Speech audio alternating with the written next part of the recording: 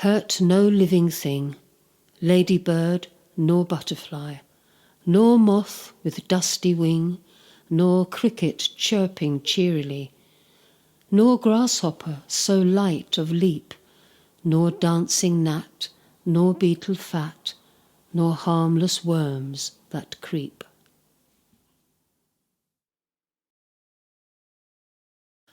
I often pass a gracious tree whose name I can't identify, but still I bow in courtesy, it waves a bough in kind reply. I do not know your name, O tree, are you a hemlock or a pine? But why should that embarrass me? Quite probably you don't know mine.